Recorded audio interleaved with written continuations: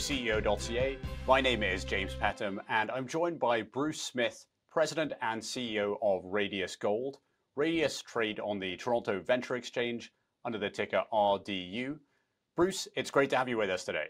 G'day, James. Yeah, nice to talk to you. Thanks for having me on your show. You're calling in from Mexico, from the Tropico Project. Can you tell us a little bit about the site and the region and the work that you're doing at the moment there? Yeah, I'm on the site at the moment in Mexico. Tropico Project is in Zacatecas State. We are 25 kilometers down the road from Fresnillo. Fresnillo is one of the world's biggest epithermal systems. It's certainly been the most productive. It's been going constantly for 470 years. It's produced about 4 billion ounces of silver plus gold, so that sort of makes it the largest silver deposit in the world that's constantly produced, and it's been dominated by one company, that's the Fresnillo Mining Company, and we happen to pick up a piece on the edge that has a sizable breccia pipe and sinter. So I've been trying to get this property for years, and I've finally got my hands on it, and I'm here drilling now. So we're just pushing out the first bits of core. Great, and you released some photos of that core recently. Can you show us some that you might have to hand, and can you explain the significance of what you found so far? So you can see the core racked up behind me. We haven't got very far because we've just started. Like, my first hole was planned 350 meters deep, and I'm down 80 meters, so that's not far. Now, these Fresnillo systems, most of them started like 300 meters below ground. They're mostly blind. They sit in the bean fields. I might just take you outside in a minute with the camera and show you that there's no outcrop here. We're just flat bean fields. And we found the subcropping or slightly outcropping area of sinter, which is the surface expression of these epithermal systems. Ours has gold in it, and we started drilling a couple of weeks ago, and although the drilling is slow and frustrating, I'd like it to go fast, we are picking up that kind of banded vein. Now, any geologist out there worth his salt would know that this is exactly what what we're looking for. It's beautiful, it's banded, it's full of sulfide, and although we don't expect it to run high grade yet, because, as I said, these epithermal systems are zoned. They're zoned vertically, and we expect the high grades to be lower down. We are straight into the good stuff, so that's got the market quite excited. We've got a breccia pipe that we're trying to drill, and this is kind of a photo of the breccia pipe. Oh, not a photo. This is, the real piece of the breccia pipe. And you can see it's just a smash, hundreds of tiny little bits, completely cemented by sulfide and quartz. And this pipe is 400 meters north-south, 450 by 200 meters wide. So that's pretty big. And we're just about to, I'm actually behind me, we're at 85 meters, and I expect to hit this at 90 meters.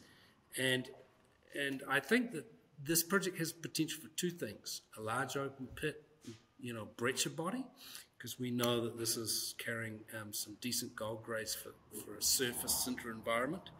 But the real goal is a Fresnillo type vein system below it. And our second holes will go in 600-700 meters and look for this sort of stuff that's 10-20 meters wide that grades a kilo of silver. So that's the ambition, and people are excited. Yeah, they like. I'm certainly excited. I wake up every morning. It's like Christmas, going down to the drill rig to see what comes next. So it's early days, but so far really good. Yeah, I mean, sounds like you've hit great deposits right off the bat, early on in the program. Can you tell us, in terms of expectations, what can people expect over the next couple of months in terms of news and maybe putting out some full assay results? So we're trying to drill a couple of thousand meters straight away, and we've got these two targets. One's a superficial, lower grade, open pit style, bulk mineable deposit, and we're drilling those first. Those are the shallow holes. It's a long way to drill across a 250 meter wide pipe, so they're 300 to 400-meter long holes at a shallow angle. And then after that, we plan to do deep holes, 6, 7, 800 meters deep, to look for the Fresnillo style systems. There's a deposit that is just down the road here called Juanicipio that was found by Mag Silver. It's one of the currently highest grade, larger silver development projects anywhere. And that was sitting under this a rock called a sinter, and that's the surface expression. Mag Silver postulated their sinter didn't have gold, it was barren. Right? Mag Silver postulated that 250, 300 meters down, they would drill, hit the high grade, and they did, and they found a big mine, and that's great. We're starting a bit shallower because our sinter actually had some decent grades in it. So over the coming 2-3 months, we'll be completing this drill program. We'll put our assays as and when we get them. I'll get the whole hole together first and get all the assays in hole by hole and publish them as soon as I get them. So I expect about 6 weeks for the first assays from now till getting them. And yeah, we'll have a lot of interesting news flow over the coming months. We're putting our core photos up on the website. We've press released those because it's hard not to show people. So you can't have selective disclosure. But Simon, the boss, the chairman, was here. He looked at the core. He loved it. He wanted to go home and show all his mates. So we put the core photos on the website, press released it so that everybody can see. So we'll continue to do that, and the goal is, 2 different styles of deposits: a surface, large-scale open pit, and for me, the real interesting thing is to try and find another part of this Fresnillo system, because between here and there, I'll just walk you outside for a second. We can run down the core as we go.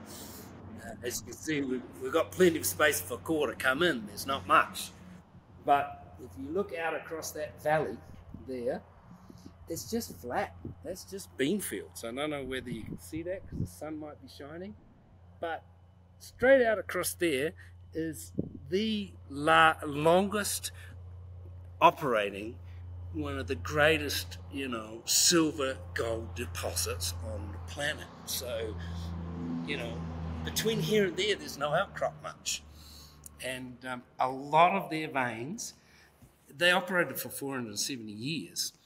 Now, they didn't start finding the big stuff until the 70s when they got drilling rigs. All of the major deposits there are all blind. They're all sitting 200 meters below ground. And hardly anybody's done any drilling here, just Fresnillo, because they dominated everything, and they didn't have to rush because they got plenty of ore.